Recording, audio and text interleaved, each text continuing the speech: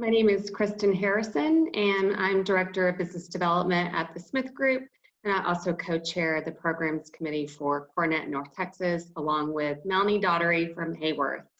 We'd like to introduce our esteemed panelists at this time. Nathan Becky is the Director of Real Estate for Children's Health. He's also Secretary-elect for our CoreNet North Texas Board. Nathan, tell us about you.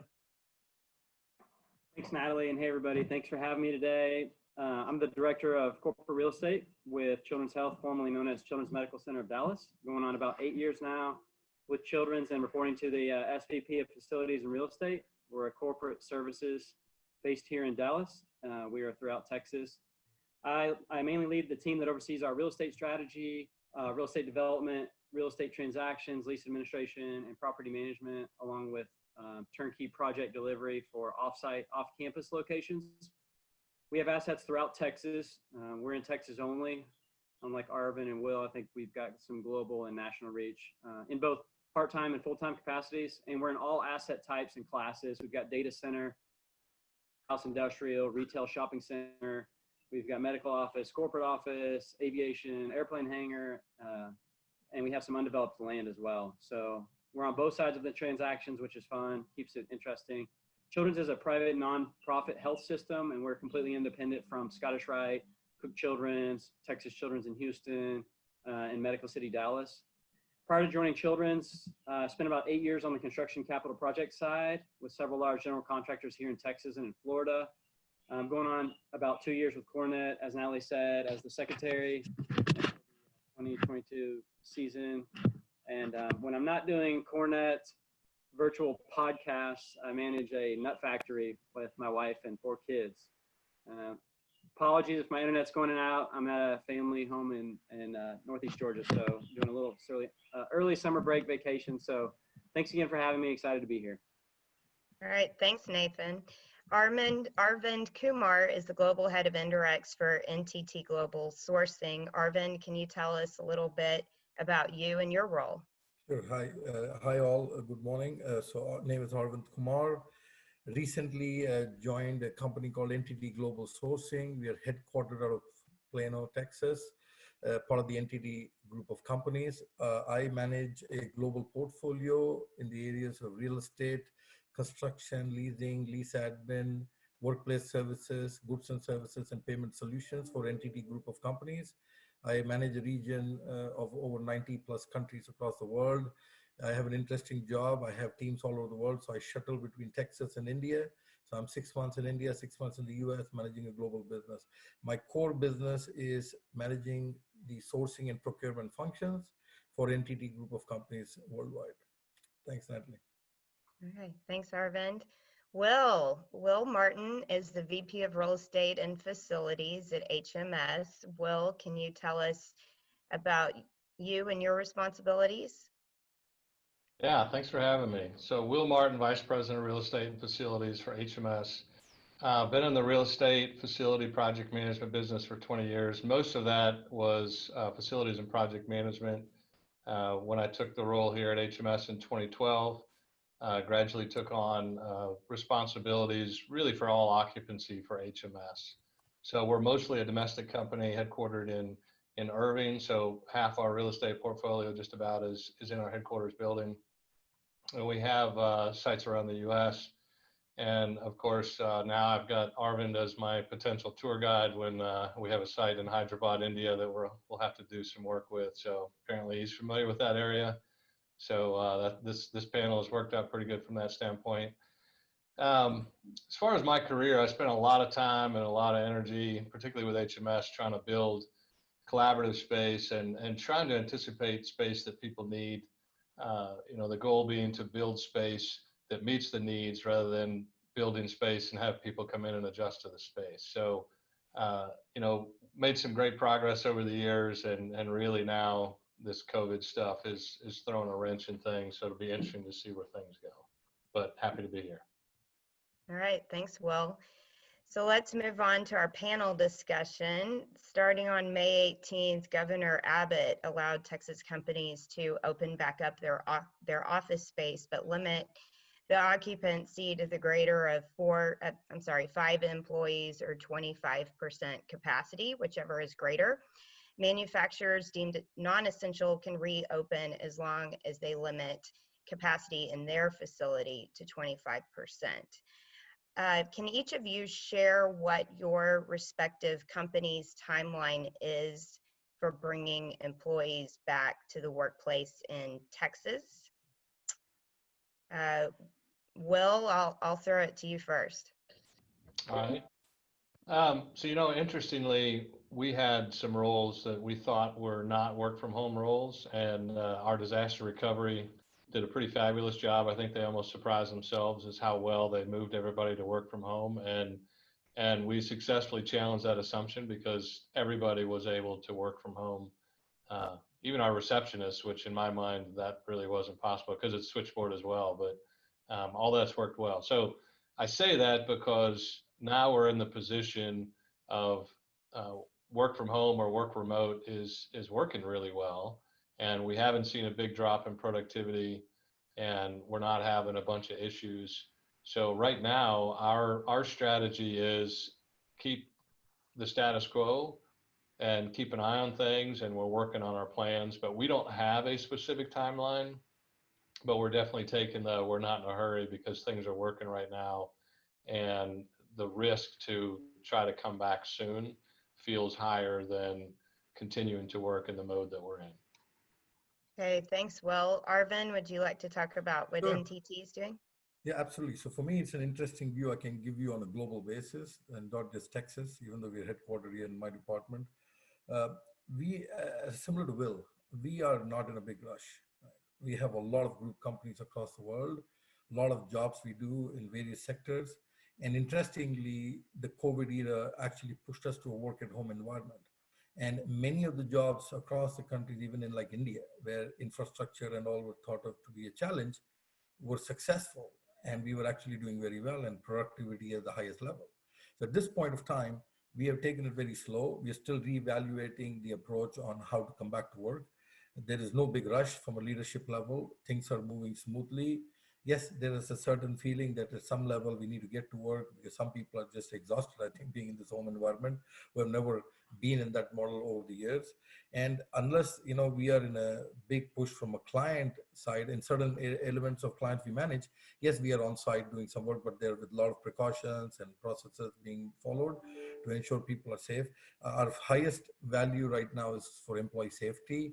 And keeping that in mind, we're going to take our time, develop the right structure, and come back to work as needed down the road. Nathan, can you tell us what Children's Health timeline is for bringing people back to the workplace? Yeah, sure. So I guess what makes Children's a little bit unique is we're administering patient care, and there's a corporate services component of, we'll call it clinical and non-clinical.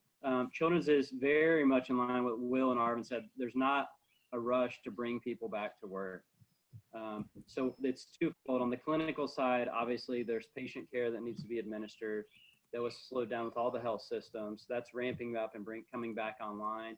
On the inpatient side, the outpatient side, on sort of a clinical care perspective, went to the remote environment and doing a lot of therapies in the remote,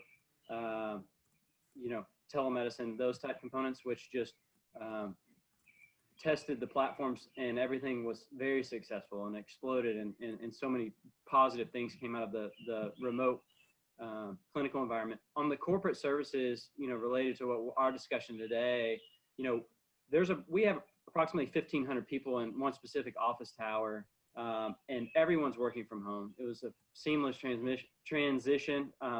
And what keeps occurring in our weekly town halls is everyone keeps asking, when are we coming back? When are we coming back? So the response is we're taking a smart, strategic, safe approach.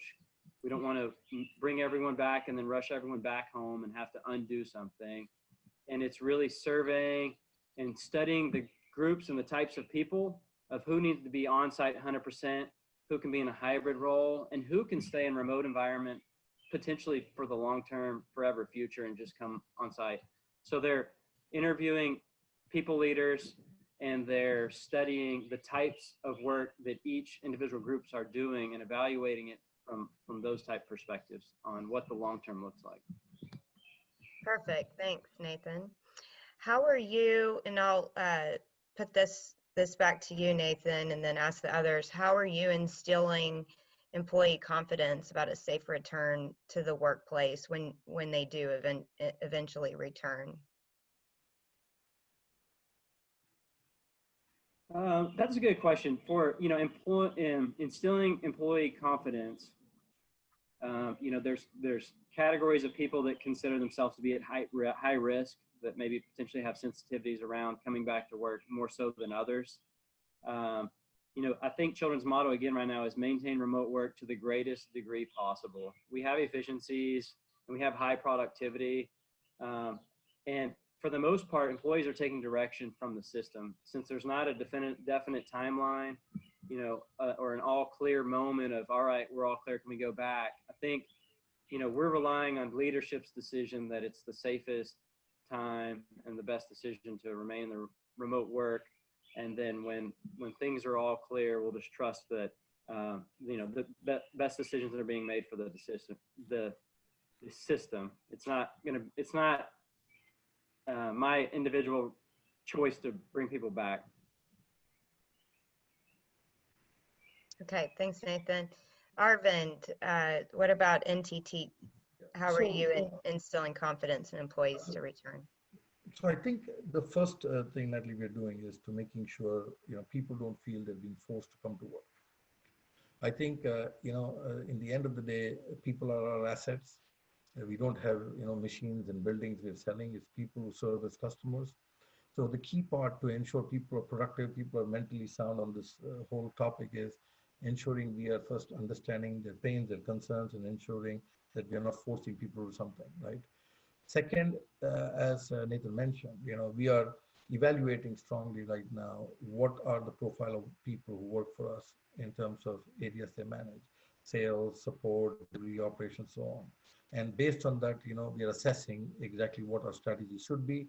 And then in case we do have to come to work, or we do bring that position for them to come to work, we are making sure from a health and safety standpoint, everything is covered, right?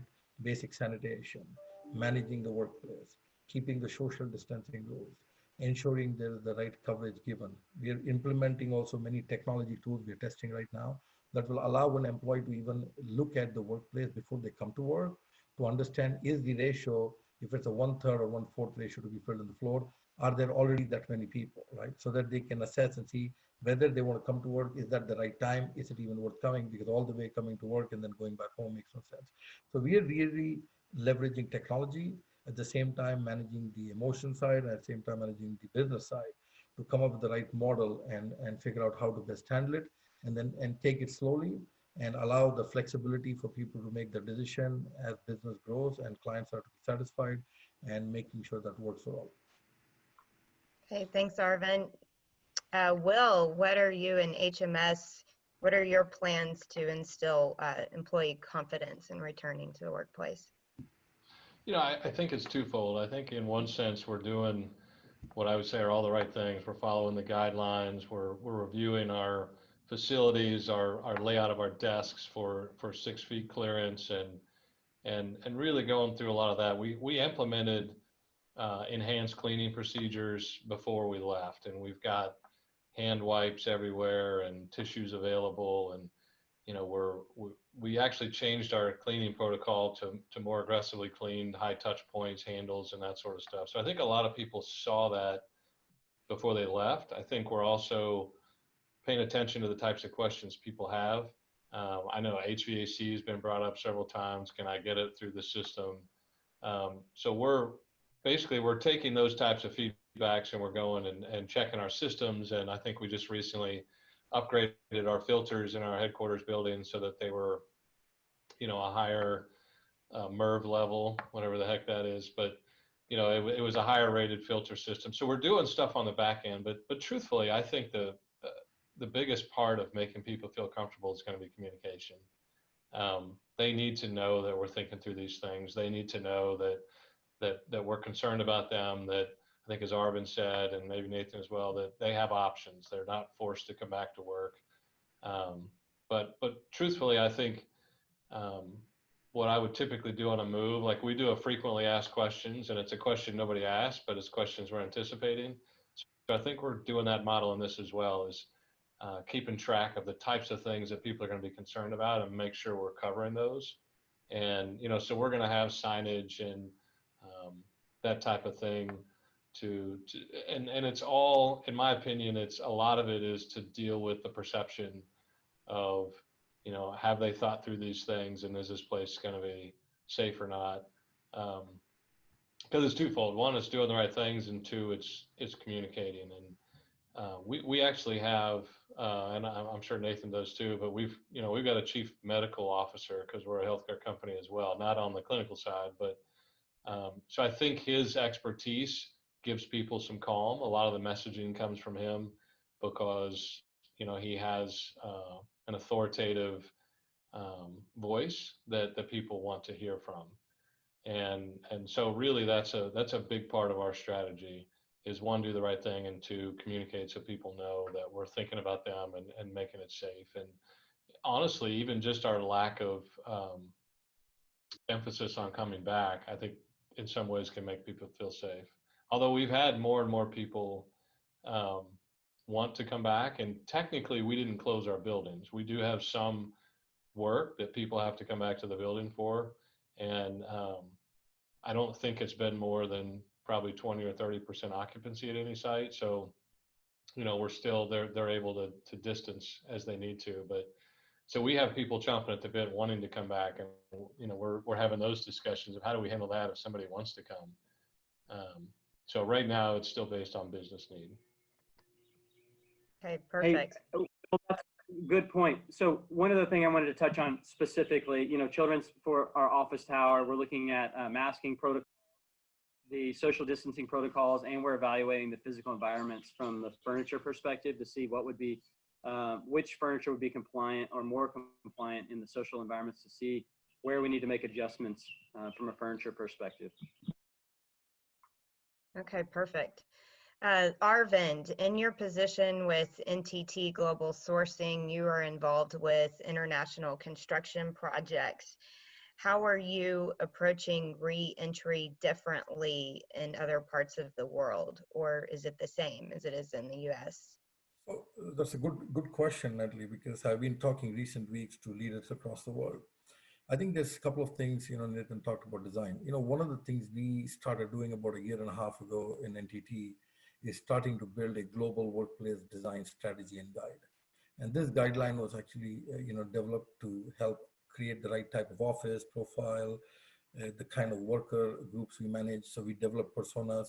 So as we enter the COVID era, right, and trying to get out of it, we had many real estate projects going on that came to a standstill.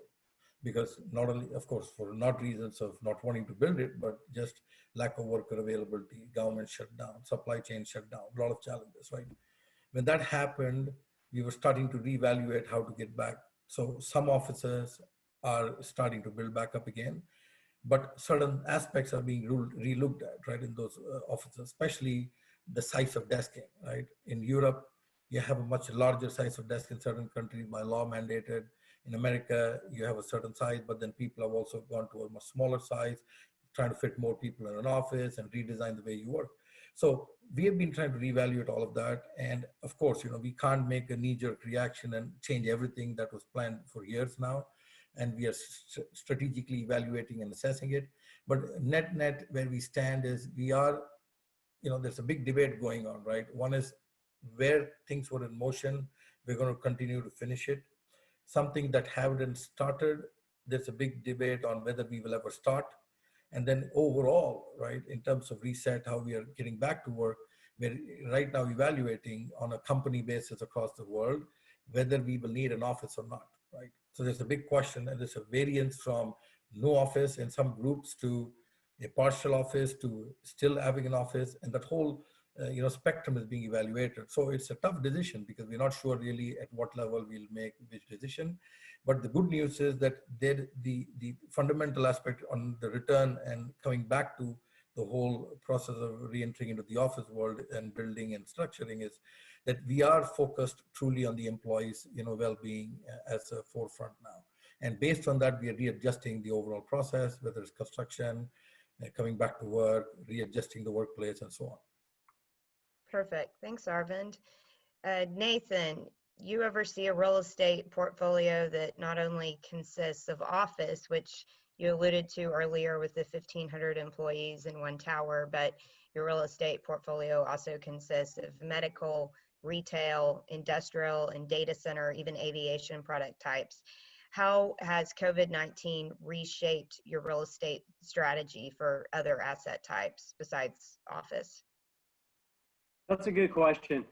So, I think the remote work and the telemedicine is going to continue to evolve. We've noticed some trends over really the past several years of the, not necessarily needing to own space or even lease space, but partnering with other providers in their spaces. So I think we're going to see more and more of the kind of part-time, timeshare type spaces where we have the ability to work in a variety of places, in other people's clinics, if you will, in, from a land perspective, aviation, our industrial portfolio. Majority of those are stable. They're functions that are necessary for the system. COVID really hasn't impacted any of our plans as it relates to ground up developments for new medical office, campus expansions, leasing of our existing MOBs. Everything is business as usual. We've had to make some concessions. Majority of I'm seeing 123 participants on the call. I'm sure everyone has seen that landlords and tenants are pushing for rent deferment. So we did have a slew of rent deferment on several tenants in our buildings of helping them out in the push over a 60, 90-day period. And it'll be interesting to see how much longer things do linger on. And we've pushed in similar manners in spaces where we're tenant as well. So the rent deferment has probably been the biggest change. But aside from that, as it relates to future developments or developments that are already in the works, we haven't halted or paused anything because they're far enough out that we're continuing to, I guess, weather the storm and push on. Okay, thanks, Nathan. At this time, we'd like to take a little break and take a couple of questions from the audience that you've submitted through the chat box. Andrea and Kristen, do you have some questions we'd like to read aloud and have the panelists respond? Yeah, we've had some great questions come in. So for all of you, couple of the questions tied together. So it says, we are all human and majority of us need human interaction. Work from home provides a sense of isolation. What strategies are you implementing to ensure you are monitoring your employees' mental health while working from home? So I can share some views here because it's interesting and that's a valid question because not everybody is used to working at home, right? I have had a remote job, a traveling job for the last 16 years. First time in my career, I think in the longest time, I'm stuck in a place. So it's harder for me to sit here. I'm like more outside guy. And when you look at this, I think the biggest challenge I find is for people who are not used to remote jobs or jobs with flexible kind of schedules and how they work from home versus office. It's been a challenge. Even members in my team who have never had that, they wanted that social environment, they wanted that engagement with other team members, people in the office. Today, for the last 3 months in Asia, they're sitting in the home office. It's very tough, right? It's very challenging. So a couple of things that we have been doing, right? One, we've been using the video tools now available for video conferencing like Zoom and WebEx and all to actually have more team meetings and force people to actually have a conversation with the video on, right? Not video off. Second, we have been really engaging weekly from a leadership level and staff meetings to continue to engage, interact, and make sure people are fine. On top of it, I'm sure all of your companies are doing, we have engaged a lot of people in the employee base, external vendors, from cooking shows to yoga lessons to music events. A lot of stuff is happening that we're keeping people engaged and people can attend throughout the day. So it's been an interesting change. But again, I think the key is, it has to come from a leadership level. I think as leaders managing people, you have to communicate better. You have to engage them more. you have to ensure that they are doing well within, because sometimes it's hard because some people are not used to working at home with families there. You may see children running around in the middle of a conference call, people trying to manage it. I think those have some of those things you have to accept, adjust with the way work is now and the life living it and working at home, but ensure that, we really provide the right support from an HR perspective, from a leadership perspective, and making sure, we collaborate a lot more, talk a lot more, and, make sure if any problems are there, they get addressed, and, we move forward. Okay, thank you. Will, did you want to respond to the mental health and well-being of your employees question? I might just tie this into a question I was already going to ask you about how you transition the company culture to a more open, collaborative environment, and Right. maybe how that ties in with well-being as well. Yeah, so I think in the short term, a couple of interesting things that we've done at HMS, and usually the things that just sort of happen that take on a life of their own are usually the best. And it started with a few executives doing a homemade video, just showing their home office, talking, and then posting it so everybody in the company can see it. And then they just kept nominating the next person to do it. And what's happened out of that is, one, people get a glimpse into people that they know, their leaders' home, and it makes them a little more real, I think. But two, people have picked up different ideas and tips. So it's become, here's what we're doing for homeschool. And so that's been kind of a really neat thing as a company to stay connected. Another one is we started using Yammer previously as sort of a social networking site, and I've seen a lot more use of that. I think people are having regular calls with their people. I know we have a call with my team where it's like, hey, everyone turn your video on. Like, we need to look each other in the eyes, even if it's just over video, just to kind of remember what we look like, I suppose. And then, as a company, we're doing a lot of communication to folks about resources relative to mental health, because we're aware, that's an issue that can be out there. So I think there's been a lot of that type of communication. As far as the wellness in the space, and to that question that we had talked about, I spent a lot of time trying to create open collaborative space. And in fact, just finished a project on our second floor of our headquarters that's just really an awesome space for a large group meeting. Like, literally finished it in March, and then we left the building. So, it's like, man, that's just one of those timing things that doesn't work well. But I think going forward, I still think that kind of model is still a winning solution for a couple of reasons. One, the way I'm doing the space, and I'll do a shout out to Very, which you might know them as Veridesk, but they've changed their name to Very.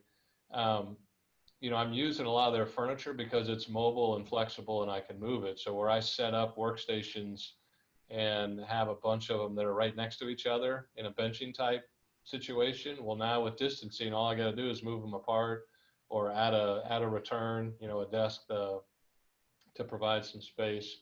And even in that space I built on the second floor, it might not be used for events for 100 people, but that's a big open space that people can use to still get together and have some distance and not be closed in a room. I think, to me, the hardest part going forward is how are we going to use our conference rooms, because they're a very enclosed space, and with this distancing and those types of concerns, that to me is a bigger issue than being in a big open space. So, hoping to be able to leverage some of the direction we've done and just adjust as time goes on. Because I think I saw another question in the chat that was to everybody, and it's something that's on my mind. And my hope is, and I think I've shared this on other calls, I hope that hand washing and not sneezing on people and not, some of those things become permanent, because they should have been permanent before, but, we're kind of gross human beings and sometimes we lose track of that. I think some of the extra sanitation we're doing in the building is good, and I hope those become permanent. I really hope we get past this social physical distancing thing, because that seems to be the biggest barrier to me of coming back in the office. And I just don't see it as my hope is that long term we get back to being able to get together in large groups, because I don't see people going full back to the office, and I don't see them staying full-time away. I think the solution, depending on the person, is somewhere in between. But gathering together with groups, I still think has a lot of value and a lot of power towards the culture of the organization. And you just can't replicate it over digital media. And so that's something I'm hope we solve, and that doesn't become a permanent no-go, is having large group meetings. Thanks, Will. Me personally, I can't wait to hug and shake hands again. So, Andrea, I think we have another question from the audience. It's pretty good. Yeah, we do. This one is, various departments work differently. It's not a one size fits all in one company. Are you conducting employee surveys or other communication tactics to communicate with different departments regarding re-entry? And Nathan, let's throw that one to you first.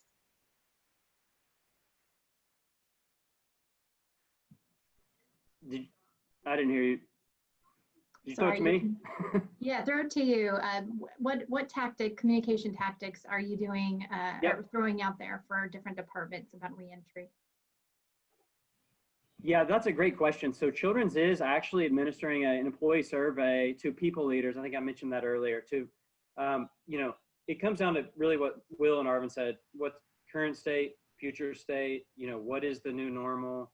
There's absolutely a very methodical and thoughtful, purposeful approach towards the types of departments, their work products, their work style. If you take, we'll call it an IT team that's doing data analytics, they can be potentially a little bit more siloed. But if you take our marketing communications, our collaborative team, or maybe a lot of their stuff is brainstorming, whiteboard, two completely different work styles.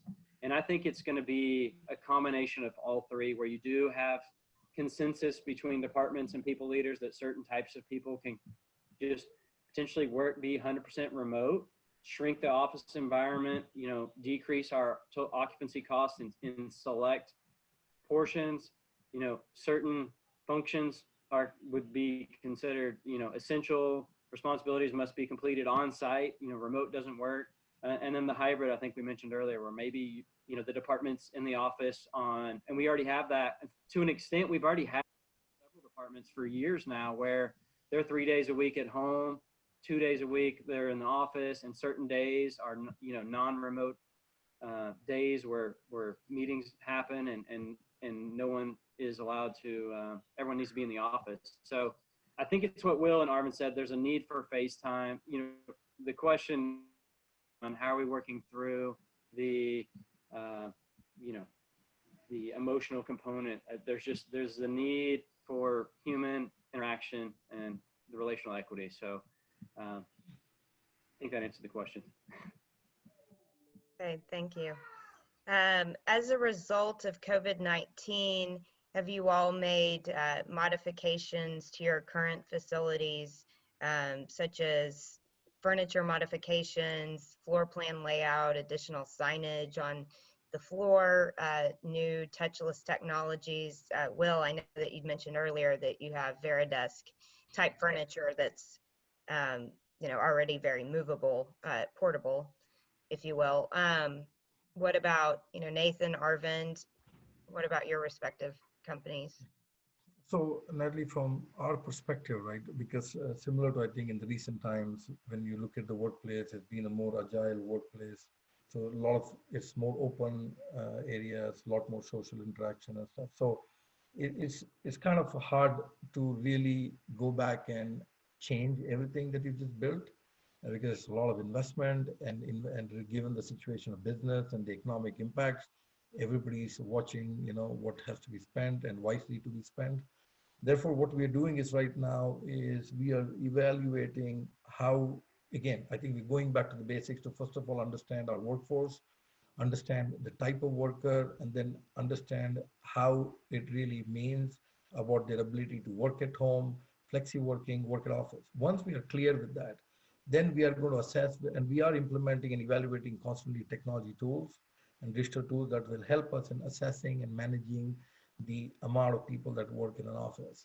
Based on that, we are going to come to a realization of how we really address it, and then decide whether we need to rechain the whole office. Are we going to create more meeting rooms? Are we going to remove this? Or we could put partitions and create separation between desks and work benches and so on. So I think it's still early for us to decide, but we are evaluating all of these, and as several months more we progress into this next steps, we will have a better idea of what we can do with current offices and for sure with the new ones that we plan to build.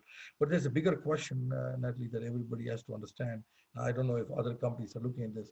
There's a big fundamental task, that is being evaluated right now. The finance side of the business and also the benefit to employee side of the business, right? Is do we really need office space like we used to have before? Because there's a lot of work-life balance issues, people spending time on the roads, people now have a little bit better time, they can manage more family life better. You're not going to work 1 hour, driving another hour. So there are some benefits, and you're seeing a lot of employees like the flexible working. Therefore, we also have to reconsider, do we really need that much real estate? Or can we do with less real estate, but define it differently that helps manage the future of how workforce is going to be managed? Okay, perfect. Andrea, I think we have a good question from the chat box about construction standards. And Yeah, this is go ahead, sorry. a great follow-up question to what you were just saying, Arvind. So the question is, do you think that the construction standards will change after COVID-19? More square foot per person, more public outdoor space, and how will developers react to how developers will react to it considering the costs of these items? Yeah, Nathan, I know you come from the construction side of the business, but would you like to answer that question? Yeah, I'm not sure. I think everyone's trying to figure it out right now, what it means for long term. As it relates to children's, we're very cautious to not make knee-jerk changes, for COVID, not thinking long term. I'm reading through this question, like the meaning of efficiency, square foot per person, public outdoor space, etc. I don't know that anybody knows the question. Children's is working through, we were in the process of doing a refresh of 5 floors. We were going to do some collaborative free address, and we basically just pressed pause. We were going to lease an entire 30,000 square foot floor of swing space and just renovate floor by floor. And Children's as a system just pressed pause on everything. They said, time out. Let's figure out long term, who's coming back. What does workspaces need to look like from a workplace strategy? Construction standards. I don't think that an elevator cab is going to get any bigger. What can you change? If you have an existing building, you can't make the corridors wider. It comes down to new construction versus existing, and it'll be interesting. Public outdoor spaces. One thing that was brought up in a town hall of we've got a tremendous amount of break rooms. I guess you could relate that to outdoor space. Do we take out every other table and every other chair? Same thing with conference rooms. Do you take out every other chair in the conference rooms, or do you rely on individuals to take personal responsibility where they feel it's appropriate to space out? So it's an interesting question. I'm not sure anybody knows the answer. Yeah, I would address it from I think there are going to be some changes that potentially started because of COVID, but I think ultimately it's more the concept of how close we pack people in. I've never been a fan of the really 8 or 10 per thousand kind of seating. I personally always thought it was a little bit inhumane, but people kind of get used to it and expect it, I suppose, if you're in that type of role. But that's one that, and so maybe this is personal preference, but I'd kind of like to see that one go away. So because even when COVID goes away, it's in our minds now, right? And who knows when the next thing's going to be. And we don't want to keep building space that we're going to have to undo, which has been my big issue with cubicles for the last 5 years or more, is they're so inflexible. Like once you're building them, you're kind of stuck with them. It's like building an office. It's just about that permanent. So that's where I've been real big on flexibility. because I do think the square foot, for years we measured space in terms of square foot per person, and it was 200, and law firms are like 250, but it got down to, I think some people were creeping down to 100, and Arvind, probably in India it's probably less than that, right? So Absolutely. I do think the square foot per person has to be looked at, and I think it will be looked at, as we don't want to build something we have to undo when the next COVID comes. So that's a big one. I think the outdoor and kind of the greenery in the space are both pretty health wellness type of things that I also hope take on more. I've been a big advocate of getting the offices off the windows just so everybody has access to the outdoor view. And although I can't, I don't have specific data to prove it, when I've done that at a site, it's amazing the impact. I mean, people are like beside themselves because they wouldn't have even asked for it, but once they have access to the outside view, they're like, oh my God, this is so much different. I have so much more energy, and those types of things. So I think a few of those kind of things where we're not packing people in, and honestly now, if everybody's not coming in the office every day, I think it gives us an opportunity to build better space that's more people friendly, that if I need to go work, I can go work. And if I need to collaborate, I can collaborate, because, somebody used the phrase that one size doesn't fit all. And I've been trying to say that for years. Of course, being the real estate facility guy, everybody thinks I just have a template and I'm going to shove them into it. But I'm really an advocate of, I need to know, which is why I don't ask people what they want space-wise, because they're going to tell me the last thing they had at the last company. I try to ask the question of, how do you work? Do you work in groups? Do you work individually? And I want to try to get to where we're building space that encourages how people actually get work done. And I think this will, personally, I think this will help, or at least that's my goal, is to make this something that will help us move towards that direction. That it's not one size fits all. It's not cramming people into a space, but it's giving a little more space to the individual workspace if they need it, allowing some flexible space for large meetings, whether people want to be, in a bunch of people. And of course, that's assuming we can do large meetings again, or you can do a bunch of small meetings. So I think that's the direction we can go. And those are the types of things that I see changing. But I think the other thing we have to realize is, the real estate industry is like the Titanic. It's not going to turn, and it probably is going to run into the damn iceberg before it decides to turn.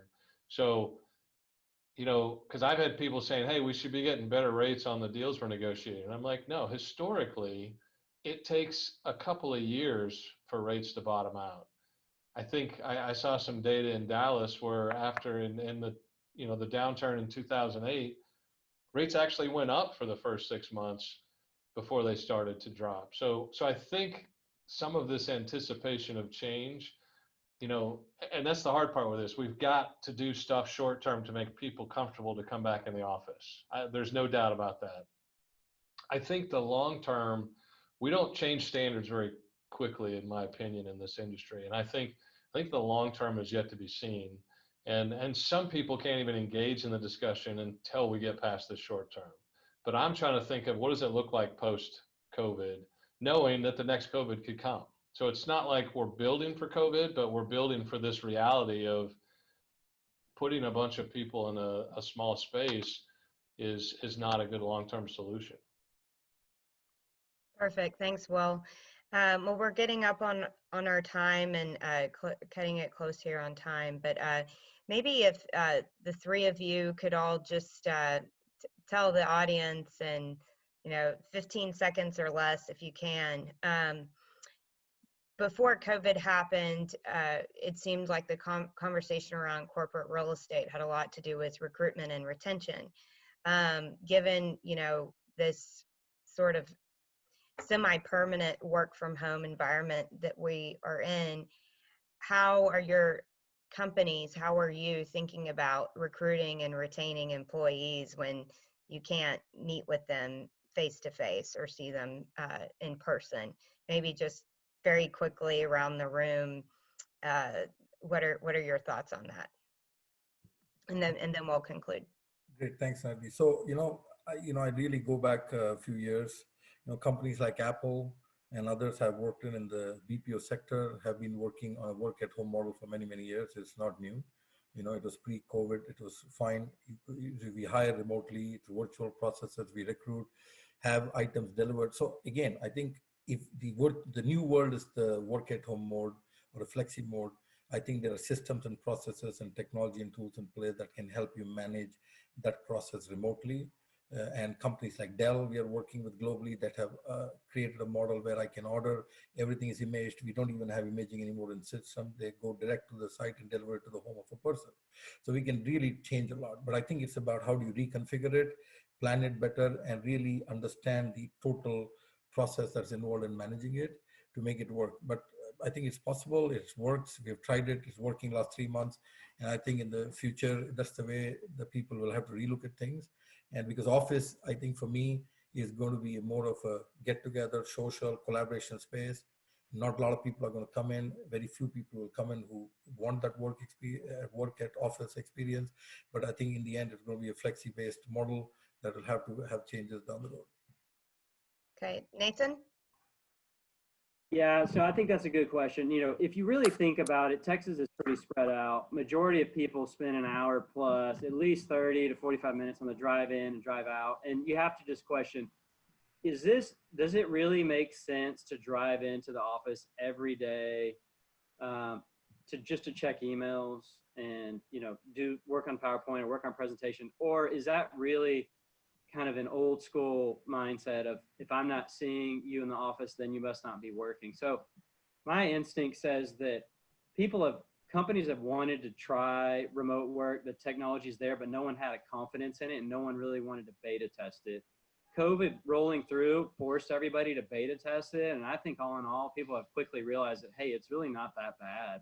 And employees are generally going to be equally productive. From the recruitment perspective, this is a fundamental change that on new hires, college graduates, et cetera, if your company doesn't have remote work options, I think it's going to be hard to recruit. I think, bringing people on, if you don't have it's going to be an expectation that employer provides some level of remote work options. Children's has been on a push for some time on developing talent, keeping talent, retaining talent. So, there is the component of how do you bring on new hires? How do you train new hires? How do you mentor someone in a remote environment? But I think people like Arvind, who have been working around the world for a majority of their careers with potentially employees that they've never even seen in person, the technology is there. And I think it's just us getting comfortable with it and realizing that, yeah, we don't really need to get in our Tahoes and burn 12 miles a gallon to work and back 5 days a week, that we can actually work from home. Employee satisfaction is higher, employee productivity is higher, the work-life balance is higher. And we're seeing on a weekly basis on our town halls, what is it? Can we keep working from home? Can we keep working from home? Everybody wants it, or I would say a good majority. There's environments where, it's not healthy at home, and those people are a little bit more anxious to get back in the work environment. But I think all in all, remote work is here to stay in at least 50% of our lives for the long term. It's a fundamental shift. That's just my opinion. Thanks, Nathan. Will, what are your thoughts? How do you attract and retain talent? How do you mentor someone remotely? Yeah, and I think we'll call it the hybrid model is going to be where we go in the future. And that's where I'm saying on one extreme, it was to come into the office every day, and the other extreme is to work from home all the time. And I think the solution's in the middle, and I think it depends on roles. And I still believe the space that we build is a recruitment and retention function. So we got to be smart about how we build the space, even if people are only coming in a couple days a week. But it's a little bit of the competition too. We've all got to look at our industry and pay attention to what other people are doing to see, how do we, if everyone else has flexibility and we don't, then that's going to hurt our recruiting and retention, right? So I think it's sort of keeping up with the trends and where the changes are going. So staying connected to a CoreNet, a little shout out for CoreNet, is a really good idea during these changing times, because just having these conversations and and even some of our prep conversations with you guys has helped me process going through this. And I think that's why so many people are dialed into this. You know, there's nothing necessarily special about us. It's just having this conversation is something we need to do because we really don't know the future, but we do know, I think Nathan said, there's a fundamental shift that's happened. And I think it's going to be a good, you know, work-life balance shift, but we still have to build the right kind of space for when people come in. And I think one of the questions that didn't get answered is, and we don't necessarily have time for it, but just to throw it out there rhetorically, is what do we do for people in their homes? How do we ensure that they have a safe, ergonomic, secure, for that standpoint, work environment at home? Because there's some risk. I mean, we're a data company, so a lot of people have personal health information that they're working on in their home. So how secure is that? And I'm sure we've taken care of it, but I'm just saying long term, those are the types of things if you're a financial company and you've got people's financial data. So I think it's not as simple as it sounds to just send people home. I think it's good for disaster recovery, and we're gonna have to spend more time even for the retention standpoint of what do you provide. If other companies are saying you got $1,000, go shop at Berry for a work from home standing desk and that solution, you know, you're going to be behind because that becomes a new type of benefit that we haven't thought about. At least we haven't thought about before. Maybe others have. Thank you, Will. Kristen, I'll turn it to you for closing remarks. Well, I think that Will just planned our next panel discussion. So mark your calendars for next month. The three of you are going to figure out how we're going to handle everything at home for the people. So thanks, Will. Study up on that. So thank you, Andrea and Natalie, our three panelists. This is being recorded. I'm going to send this out. So thank you so much. I think that was really, really great information. And thank you everyone for joining and all those that submitted questions. And we will plan something for June and just stand by and we'll send something out soon. So thank you, everyone. Have a great day. Thank you. Thank you. Thanks for having us.